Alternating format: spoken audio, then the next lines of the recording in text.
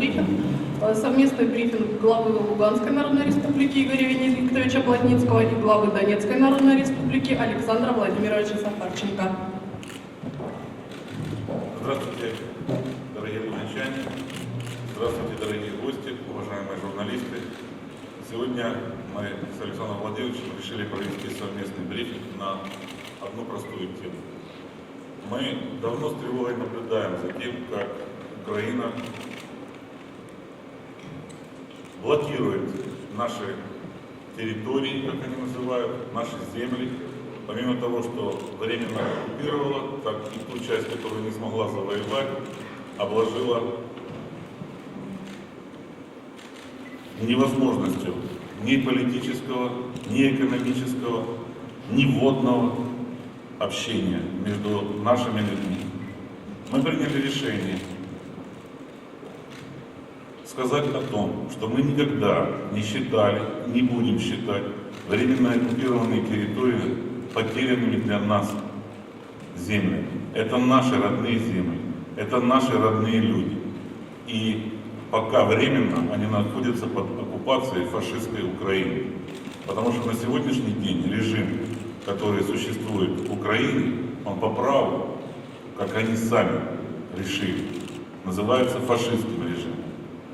Но эта блокада бьет по нашим людям, по людям, которые находятся на той стороне.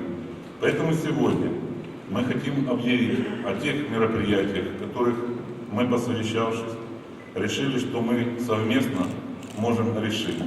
Это вопросы самого сложного, социального блока. Да, мы приглашаем всех наших жителей. Мы говорим, мы вас не забыли. У вас нет праздника 23 февраля, у вас нет праздника 9 мая. Приезжайте к нам. Вы сможете вместе с нами отпраздновать те давние праздники, которые исторически сложились на нашей территории, на нашей земле, в русском мире, которые вы вместе с нами праздновали всю свою жизнь. Мы точно так же оставляем за собой самую простую вещь – социальный блок.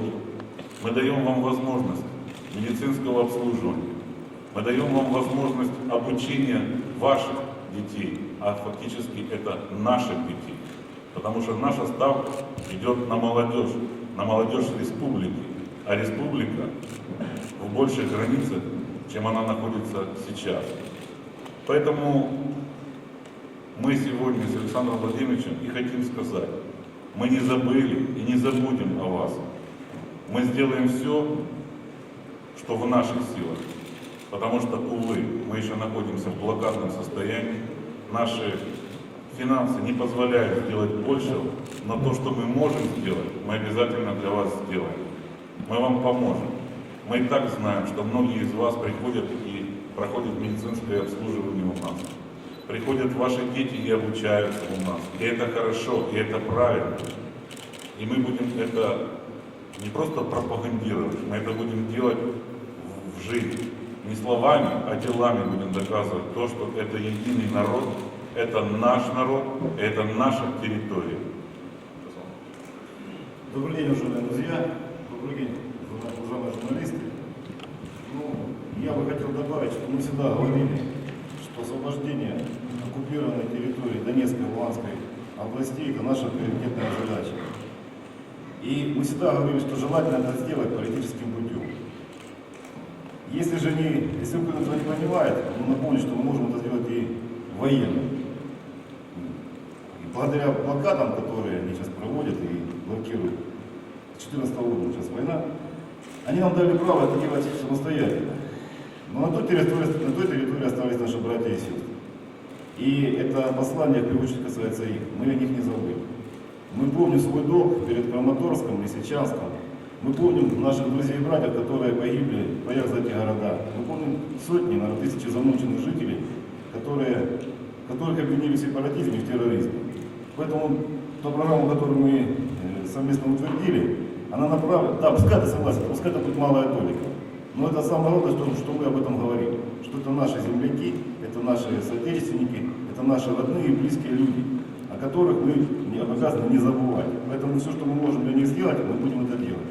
И хотел бы обратиться еще раз к ним. Те, которые находятся на временно оккупированной территории, мы за вас помним, мы помним свой долг. В зале сидят военные, думаю, меня поддержат. И мы обязаны этот долг исполнить. Правильно? Ну, вот такое наше совместное заявление. Если есть вопросы, пожалуйста, задавайте. У кого есть вопросы, пожалуйста, к микрофону, либо на ту сторону, либо на эту, пожалуйста.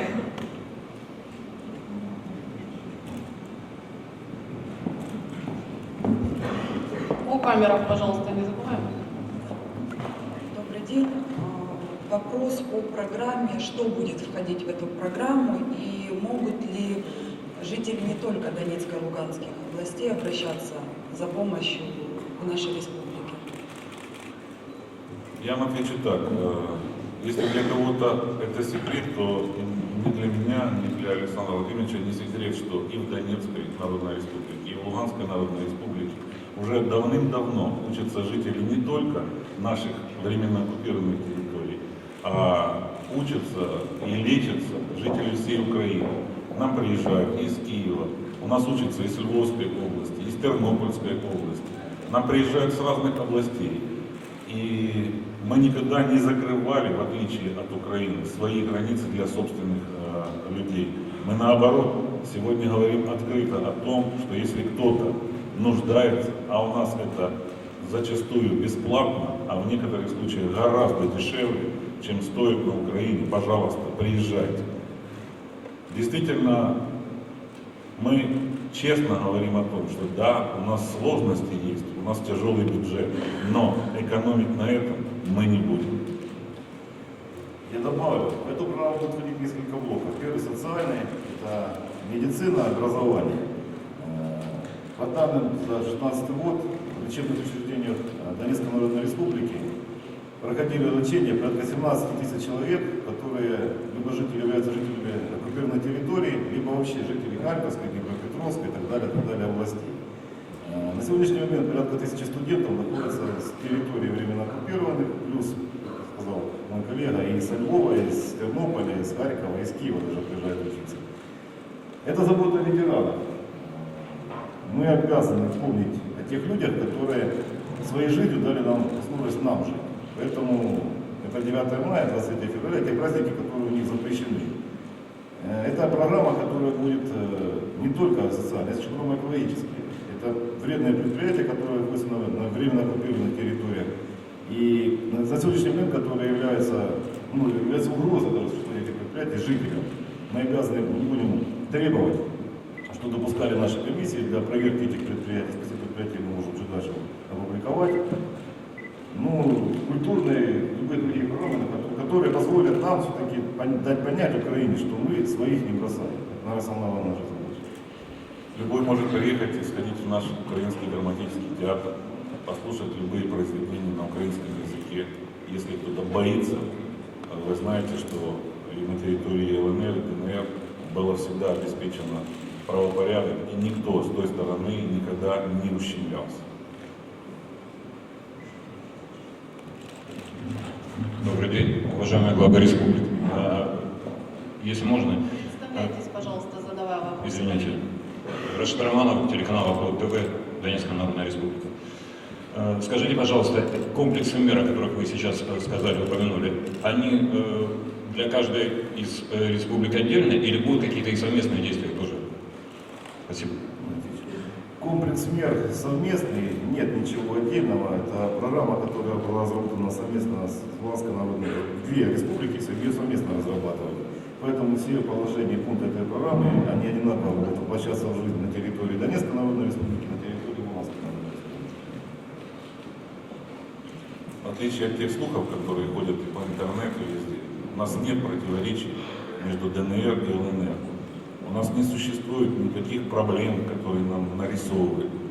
И вообще, верьте официальным источникам, а не слухам, которые выплескиваются в интернете. Пожалуйста, еще вопрос.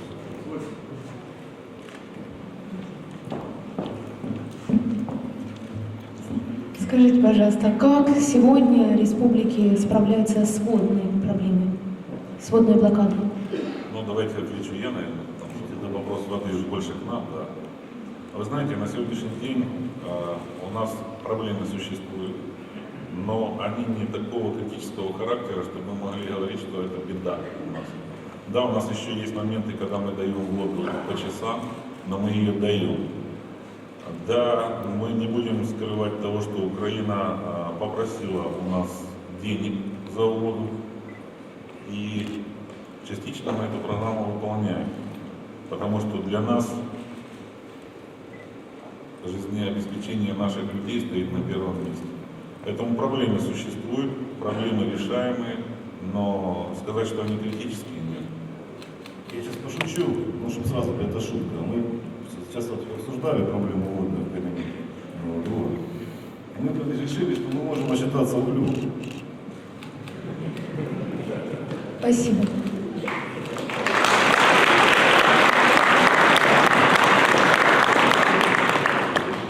Семен Еремин, Пятый канал Россия.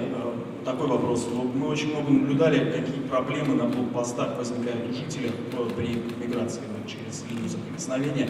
Вы приглашаете сюда людей, понятно зачем, это здорово. Вот какая-то юридическая поддержка, защита, вот им нужна эта помощь для того, чтобы они более свободно вот эти вот препоны все преодолевали, что-то будет такое? Я с вашего позволения отвечу. Да, действительно, проблемы на блокпостах существуют. И, как вам известно, не нами они созданы. Почему? Потому что в условиях войны создать эффективную систему безопасности пересечения границ очень сложно. И ни для кого не секрет, что нам, к сожалению, очень часто попадают люди, не совсем разделяющие наши идеалы, а в некоторых случаях и прямые наши враги. И взрывчатка проводится, и определенные виды боеприпасов, но на самом деле просто обычные шпионы едут. Здесь я не буду сразу говорить, что это мы наладим или там, облегчим переход границы. Нет, этого не будет, потому что безопасность наших граждан, она превыше той ситуации, которая складывается на блокпостах. Но максимально облегчить и создать комфортные условия для пересечения это состояние. Сюда будет входить и организация экипажа скорой помощи, каких-нибудь пунктов там, в случае необходимости обогрева. Обсуждалась задача, которая будет стоять мобилизация центров, которые будут прямо на линии разграничения оказывать юридические услуги, какие-то консультации давать по поводу получения наших паспортов, по поводу лечения либо обучения детей и самих жителей на наших учебных учреждениях, это будет сложно.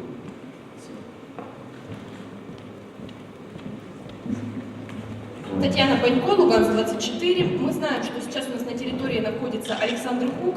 Сегодня с ним предстоит встреча.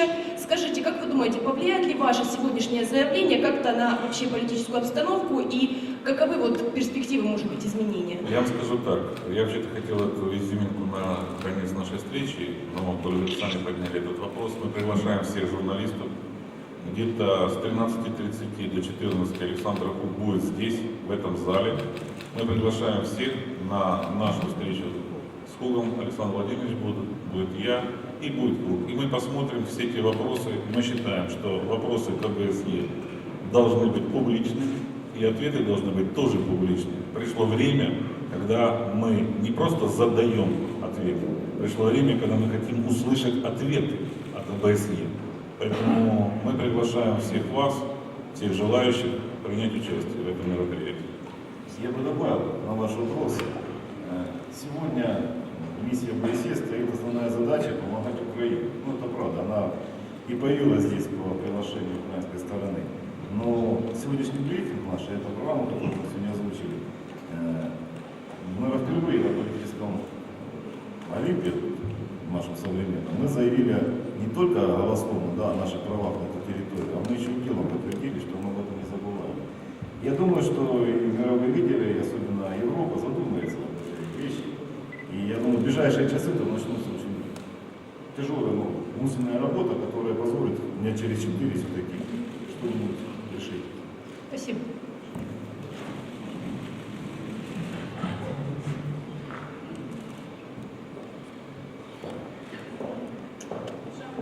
Еще вопросы, пожалуйста.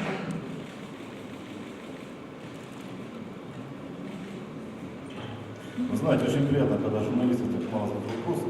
Мы рассчитывали на более продолжительное время, но раз уже вопросов нет, позвольте с вашего решения нам это закончим. Сейчас, одну минуту. Александр Владимирович, у нас остался один маленький вопрос, который я бы хотел, мы достаточно редко встречаемся вдвоем, публично, скажем так.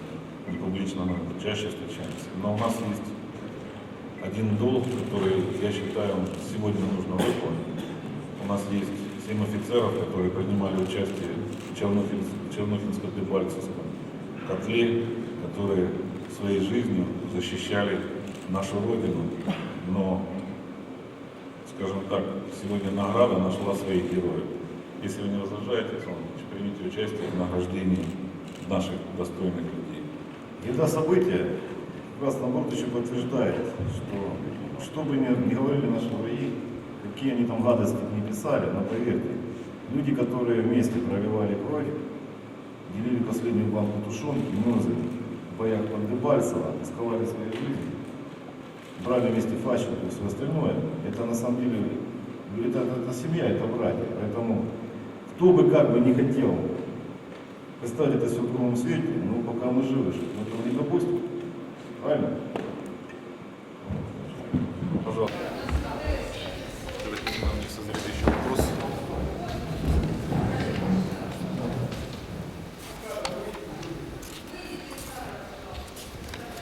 Это мы продолжали тему сегодняшнего разговора по этим программам. Программы подписаны, точнее программы. Поэтому сегодняшнее утро, с которого мы начинали с объявления этих программ, мы подписали, они утверждены. Еще раз хочу сказать, что эти программы направлены на поддержку наших братьев и сестер, которые на территории находятся. Мы сегодня обратили внимание, как поступила миссия ОБСЕ. Она отказалась принимать документы, хотя в соответствии с Минскими соглашениями она не только имеет право, а обязана их еще и получить. Это входит в ее обязанность. Ситуация на сегодняшний день, скажу, очень тяжелая, и Украина не собирается отказываться от желания решить конфликт силовым методом. С нашей стороны мы сделаем все возможное, чтобы этого избежать. Но хотел бы обратиться к вам, нашим жителям, что любому терпению приходит конец. Это мы показали в 2015 году. И сегодня был знаковый для меня день. Мне сегодня мой друг предложил наградить людей, которые участвовали в Чернухинской Дебальцевской операции со стороны Луганска. И в состоянии эту проблему решить не политически. Но хочу повторить еще, это жертвы, это разрушение, это пролитая кровь. Поэтому будем пытаться максимально сюда решить мирным путем. Но если не будет получаться, решил по-другому. Я хочу добавить одно. Тем, кто неоднократно разжигает какое-то, знаете, такое стремление, что Донецк и Луганск уходят в Украину. Мы никогда не будем вместе с фашистской Украиной. Мы это неоднократно заявляли, и я, и Александр Владимирович. Сегодняшний режим на Украине – это фашистский режим. Мы с ним, с этим режимом, будем бороться, но мы никогда с ним не будем вместе жить. Поэтому я еще раз обращаюсь тоже к жителям Луганской и Донецкой областей. Приезжайте к нам на 9 мая. У вас всегда будет место в нашем параде. У вас всегда будет в бессмертном полку место. Ведь у нас с вами общая история, у нас с вами общие потери, у нас с вами общие деды и прадеды, погибшие за нашу Родину, за Советский Союз, за Россию. Приходите, мы всегда будем вам рады. Спасибо. А я бы хотел задать вам вопрос, уважаемые журналисты, на который хочу получить ответ от вас. Как вы думаете, вот мы воюем уже почти скоро 3 года. 3 года идет война, 3 года погибают дети, наши друзья, родители, разрушаются наши школы, садики. И за эти 3 года молодежь, которым было там 10 лет, сейчас уже 13, которые только растут, они на уровне генетики питали ненависть к тем людям, которые убивают их родителей.